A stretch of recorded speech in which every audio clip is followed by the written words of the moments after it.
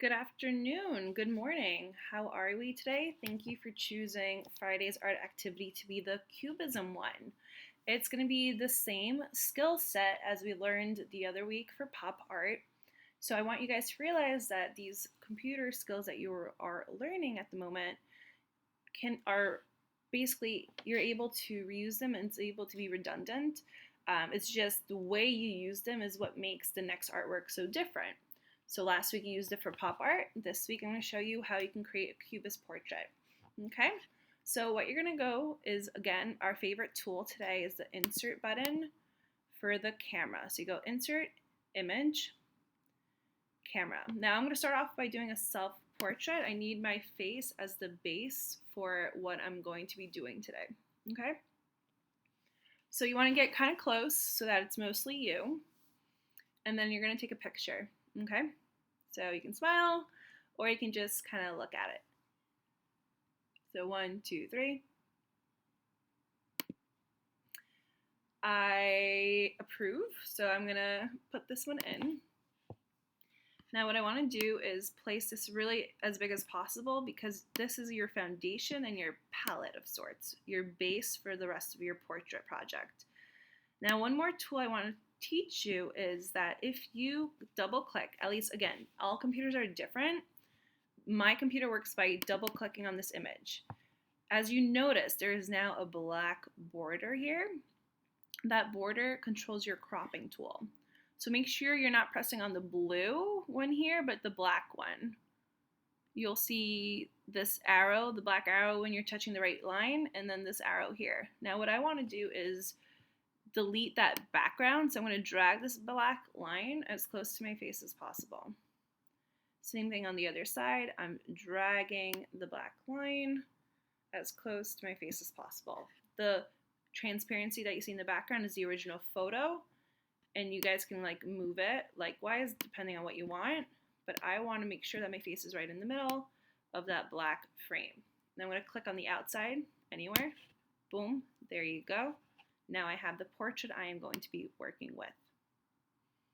That's step 1.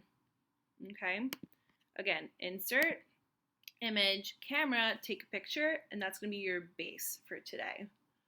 Now the next step would be taking your camera, and how I made the original artwork, which I will show you at the end.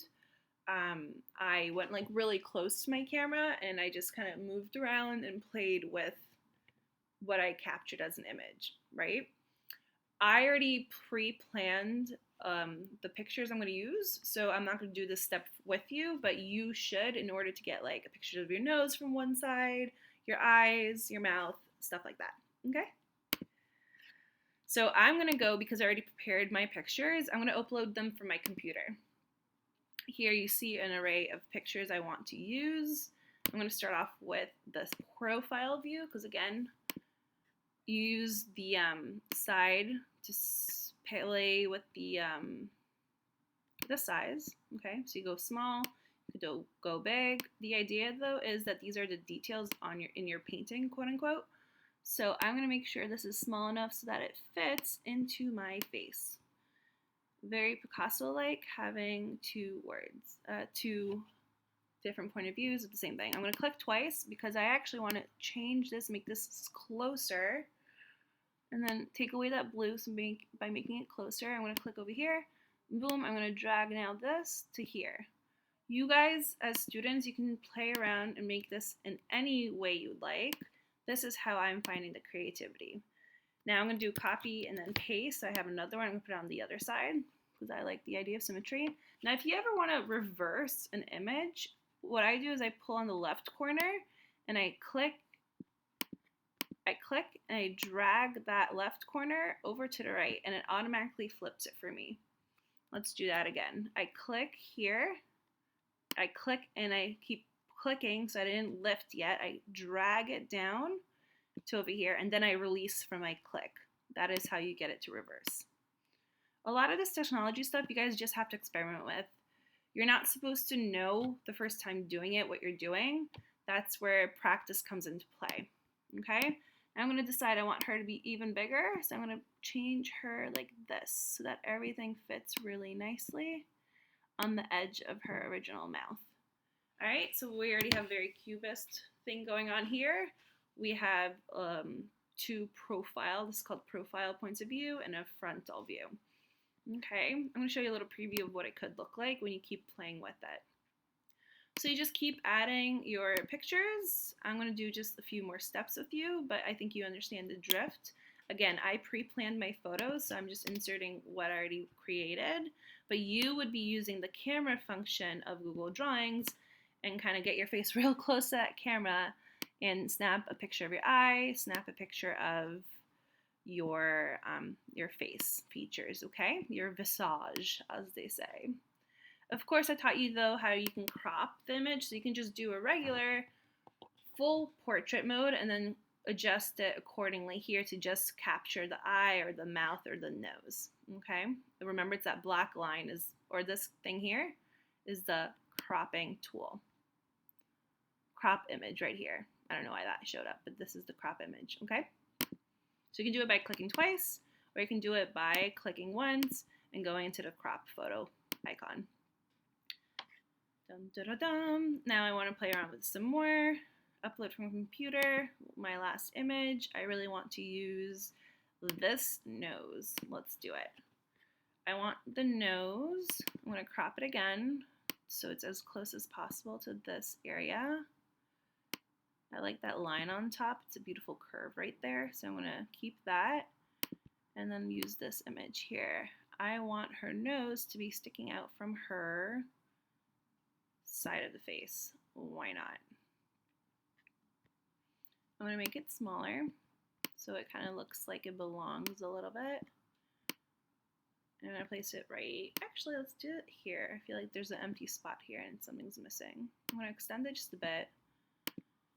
Alright, cool. I think it's looking really weird and awesome. Next step will be to make this look more like Cubism. So I'm going to insert an image that I'm going to search from the web for my background. So it looks like my face is part of this real artwork by Picasso. Also, this artist, George Braque, did Cubism along with Picasso, and they painted so similarly in the beginning of art history that a lot of art historians to this day, I'm going to choose this guy, to this day can't really differentiate if it's a Braque painting or if it's a Picasso painting. So I'm going to widen this image so it fills up my whole page. Then I'm going to do Control right click, or for you it might be Command right click. I'm going to do Order, Send to Back. Okay. Now, in order to make this small, you can either make it small and just have the background be like so, or you can make the whole image smaller. You have to click on the first picture and then click on Shift on your keyboard, and then click as you hold down Shift, click on all these images. Now let go. They're all in blue, this blue highlight, correct? So now what you're going to do is make this small, and it gets small together. And then you can put your face on top of someone else's face. Ha ha ha. Making it look like it's Cubism. Okay. I'm going to extend this photo so it fits on my Google Drawing. But this is what you guys can do. Oops, see what I mean? I didn't click on all the pictures, so that's why it's moving by itself. So I'm going to click Shift, press down, Shift the whole time, click, click, click, click, and then move the whole image together. So that's one way to do it. And then, of course, you want to add those realistic colors from the Cubism art. So you're going to go to Format, Format Options, Recolor. I'm going to start off with orange. Recolor, I'm going to use, let's do, oh, these are really, okay, so I'm going to do blue. This one, I'm going to do, let's say, this looks very, actually that looks too much like the original background, so I'm going to make it darker. And then the nose, I'm going to recolor it to be black and white. And then this one I might keep as the original, all right? So here's your Cubist artwork. There's an example. Hopefully the video is clear and not too long. Hopefully I kept your interest. And let's see if I can find to you a recent other example that I provided. It's actually in your slideshow, I believe. Oh, there it is.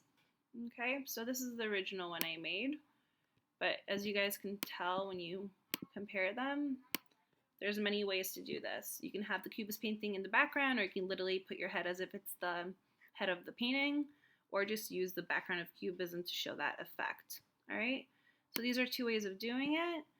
If you need any repeated instructions, feel free to pause this video. I prearranged these images, but the ones here in this original document, I actually just used a Google drawing camera, and I got my face really up close to the camera, so it would just capture my eye and my lips, and then I cropped it just a tiny bit. All right, so again, the cropping tool is you press on the image and then it pops up magically here. That's your cropping tool. You can also click twice, and then there's this beautiful black border that represents in order to crop. This original photo is from the Google camera, and these are photos that I pre-prepared for you beforehand. But again, you can take them using your insert image camera. Don't forget to adjust the colors to make it look cubist. I look forward to seeing your work. All right, thanks for choosing Friday's art activity to be Cubism, and I hope you guys enjoyed it. All right, have a good day.